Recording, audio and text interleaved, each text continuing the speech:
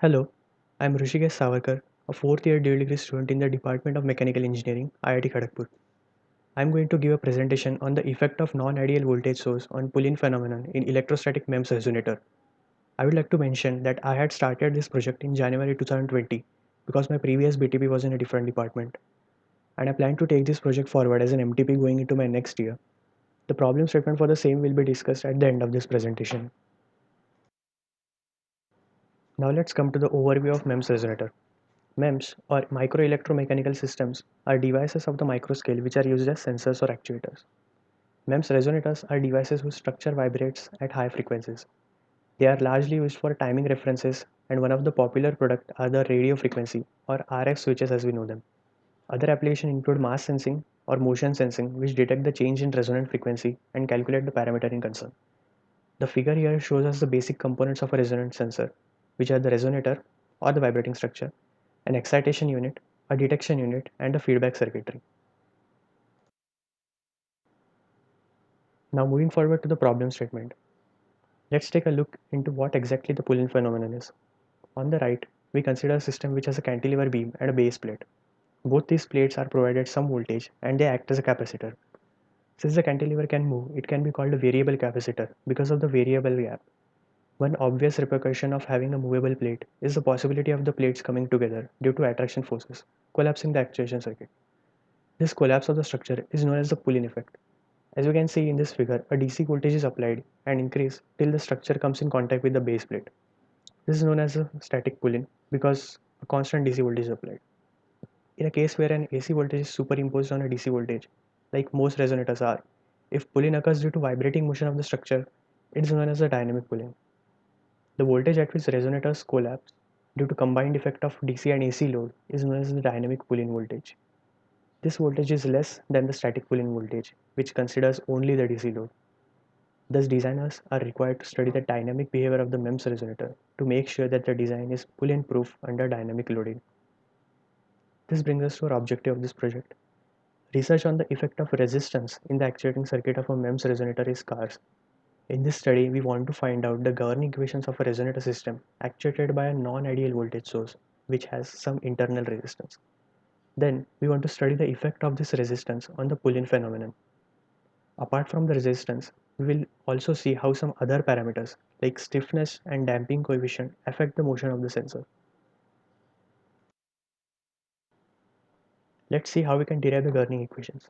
This figure shows a resonator system. On the left is the actuating circuit consisting of a polarized DC and an AC harmonic voltage source. On the right is a single degree of freedom spring mass damped system which represents the cantilever of the resonator. Since our device will be operating near resonance, only one mode tends to dominate there, and hence we have not considered the cantilever as a distributed parameter model. Now we will establish the dependency of certain parameters to help us during the derivation. Looking at the equations below, we understand that the voltage across the capacitor varies with the displacement of the cantilever. Thus we establish that charge Q is our independent variable here. In the mechanical system, our independent variable will be the displacement y of the cantilever. Derivation of the governing equations can be done by utilizing some basic electronics and vibration theory. For the actuating circuit, we use the Kirchhoff's voltage law to obtain the equation VDC plus VAC equal to IR plus VC. Moreover, we also find equations for the two cases, one with resistance present, which is the equation 1 here, and the other without resistance, which is the equation 2. On the other hand, in the mechanical system, we write the standard forced oscillation equation for single degree of freedom. The attraction force between capacitor plates Q square by 2 epsilon A can be found by taking the partial derivative of the potential energy stored in the capacitor with respect to the displacement of the cantilever.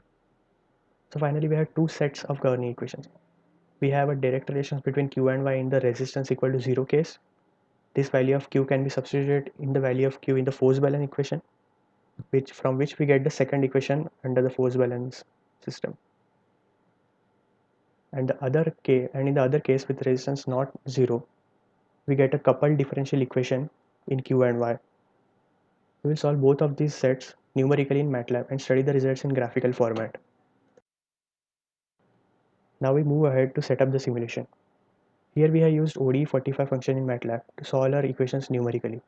Since the ODE45 function deals only with the first order derivatives, we have to convert the second order differential equation to a set of first order equations. The procedure to do that is simple and has been shown in the MATLAB code below. The solution gives us the displacement, velocity, and the charge on the plates. The charge accumulated on the plate is of no interest to us, and neither is the velocity of the plate. So for now, we will be discussing only about the displacement in the results. Now heading to the results, we have used MATLAB to plot numerical results that were solved by ODE45. The values used for simulation were taken to keep the order of parameters same to ensure clarity in the results and easier identification of changes in motion. Hence the mass m, area A of the capacitor plates, initial gap between the plates d, permittivity of free space epsilon, all are taken equal to 1. Value of resistance R, VDC, VAC, stiffness K, and damping coefficient C have been varied to compare or show their effects on the motion, while the value of omega, the source excitation frequency, is varied such that it always equals the natural frequency of the SDO system. So the first plot here is a comparison of ideal versus real voltage source, that is, the cases with resistance and without resistance. The common values of parameters are shown here aside the graph. So R is equal to 0 ohms is for the blue graph, which is the ideal case. R is equal to 0.1 ohm is for the red graph, which is the non-ideal source case. It's clear that absence of resistance in the actuating circuit is causing larger amplitudes in the resonator, while for the other case, having just 0.1 ohms of resistance significantly reduces them. I would like to make a note here. Since the initial gap was taken to be 1 unit if the displacement y reaches a value of 1, it indicates that the structure has collapsed.